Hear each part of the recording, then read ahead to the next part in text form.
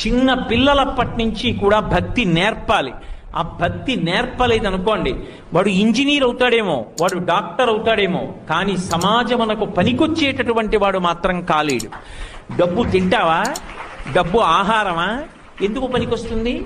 తల్లి గర్భము నుండి ధనము తాడెవ్వడు వెళ్ళిపోయిడినాడు వెంటరాదు, లక్షాధికారైన లవణమన్నమే కాని మెరుగు బంగారంబు మింగబోడు, విత్తమార్జన చేసి విర్రవీగుట కాని కూడబెట్టిన సొమ్ము కుడువలేడు, పొందుగా మరుగైన భూమి లోపల పెట్టి దాన ధర్మము లేక దాచి దాచి తుదకు దొంగలకిత్తురో దొరలకవునో, తేనెడు తీగలీయవా తెరుబనులకు భూషణ వికాస శ్రీధర్మ పురనివాస దుష్ట సంహార నరసింహ దురిత దూర. ఎంత కాలము భక్తి కలిగి ఉంటాడో అంతకాలము ఈశ్వరుణ్ణి ఎంతకాలం సేవించారన్నది ప్రధానం కాదు, మీరు ఈశ్వరుణ్ణి సేవించి ఎంత ఎదిగారన్నది ప్రధానం. అందుకే ఎంత ఎదిగారో చూడడానికి ఈశ్వరుడు ఒక్కొక్కసారి పరీక్ష పెడతాడు.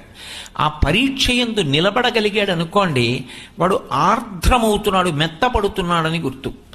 భక్తి భక్తుణ్ణి ఏం చేస్తుందంటే భగవంతుని యందు ఐక్యమైపోయేటట్టుగా చేస్తుంది. అది జ్ఞానము ద్వారా చేస్తుంది. జ్ఞానాద్దేవత కైవల్యం. ఆ జ్ఞానము కలిగిన నాడు భగవంతుని యొక్క అనుగ్రహము చేత భగవత్ సంబంధమైన జ్ఞానము కలుగుతుంది. అది పుస్తకాలు చదివితే వచ్చేది కాదు. ఉపాసనయందు నిలబడగా నిలబడగా నిలబడగా ఈశ్వరుణ్ణి సేవించగా సేవించగా సేవించగా ఆయన అనుగ్రహం కలుగుతుంది. కలిగిన నాడు జీవుడు బ్రహ్మము రెండు కాదు ఒక్కటే అన్న జ్ఞానం కలుగుతుంది. అదే మోక్షం.